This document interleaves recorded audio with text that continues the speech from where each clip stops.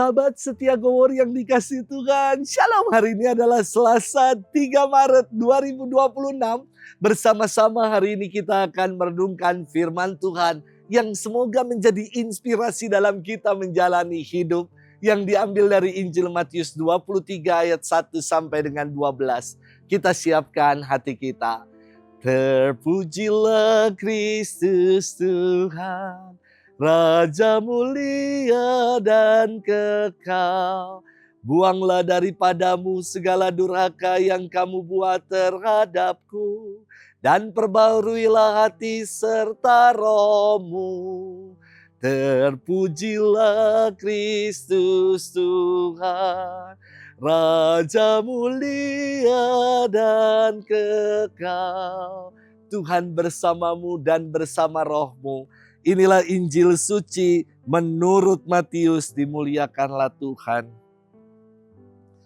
Sekali peristiwa berkatalah Yesus kepada orang banyak dan murid-muridnya, ahli-ahli Taurat dan orang-orang Farisi telah menduduki kursi Musa. Sebab itu turutilah dan lakukanlah segala sesuatu yang mereka ajarkan kepadamu. Tetapi janganlah kamu turuti perbuatan mereka, karena mereka mengajarkan tetapi tidak melakukannya. Mereka mengingat-ingat beban berat, lalu meletakkannya di atas bahu orang, tetapi mereka sendiri tidak mau menyentuhnya. Semua pekerjaan yang mereka lakukan hanya dimaksud supaya dilihat orang. Mereka memakai tali sembayang yang lebar dan jubah yang panjang. Mereka suka duduk di tempat terhormat dalam perjamuan dan di tempat terdepan di rumah ibadat. Mereka suka menerima penghormatan di pasar dan suka dipanggil rabi. Tetapi kamu, janganlah suka disebut rabi, karena hanya satulah rabimu, dan kamu semua adalah saudara.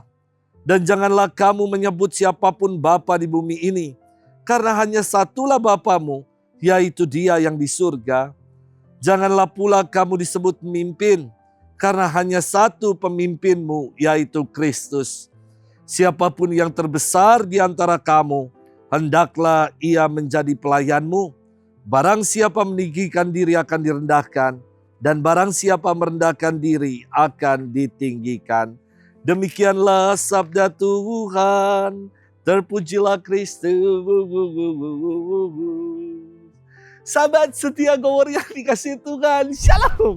Saya terkadang bingung dan gak habis pikir loh, kepada orang-orang yang hari gini masih aja percaya dengan ramalan-ramalan orang pinter yang mohon kekayaan, tanya orang pinter, tanya-tanya tanggal hari baik untuk buka usaha, hari ini ciong apa enggak.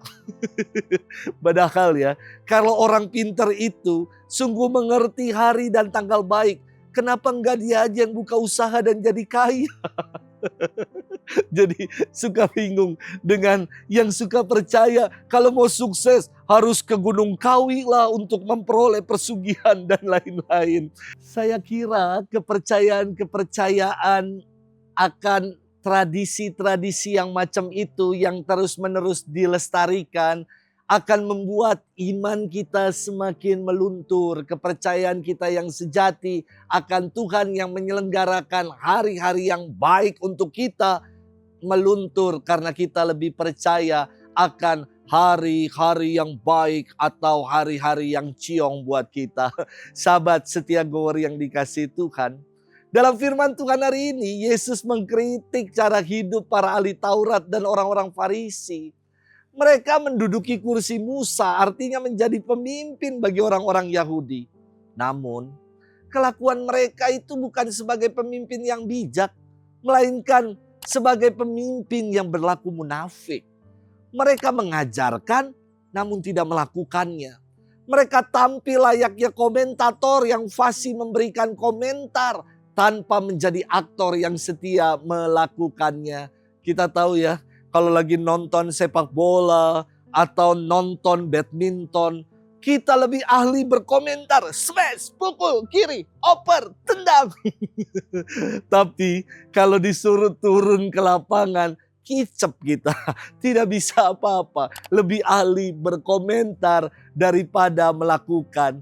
Dalam karya pelayanan saya kira juga sama. Banyak sekali orang-orang yang menjadi ahli memberikan komentar. Tetapi kita ketika diminta untuk melayani, enggan untuk melakukannya dan segera mundur. Para ahli Taurat dan orang-orang Farisi melakukan olah kesalehan, puasa, derma, doa, segala yang baik. Namun yang mereka buat cuma buat pamer. Supaya dilihat orang dan mendapat kehormatan. Mereka senang disebut rabi, mencari puja dan puji dari orang banyak. Tapi lupa diri. Segala pujian seharusnya hanya untuk nama Allah. Inilah kemunafikan mereka. Maka Yesus bersabda, turutilah dan lakukanlah yang mereka ajarkan. Namun jangan turuti perbuatan mereka. Sahabat setia Gowori yang dikasihi Tuhan. Beda dengan Yesus. Yesus bukan hanya sekedar mengajarkan. Yang ia ajarkan dia buat sungguh. Yesus bersabda, siapapun yang menjadi terbesar di antara kamu hendaklah menjadi pelayan. Sebab barang siapa meninggikan diri akan direndahkan. Dan barang siapa merendahkan diri akan ditinggikan. Dan Yesus memberikan teladan itu. Ia yang adalah Tuhan merendahkan diri sehabis-habisnya. Menjadi manusia. Bahkan rela wafat buat kita. Ia ditinggikan di atas kayu salib. Untuk menebus dosa-dosa kita. Inilah teladan sejati untuk kita. Semoga kita mau berjuang. Untuk mengikuti teladan Yesus. Mari kita selalu menjadi pribadi yang ada kesesuaian antara apa yang kita katakan dan yang mau kita buat, yang mau kita perjuangkan untuk kita lakukan.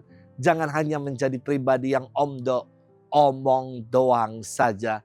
Selamat bermenung. Tuhan memberkati kita, Bapa dan Putra dan Roh Kudus. Amin.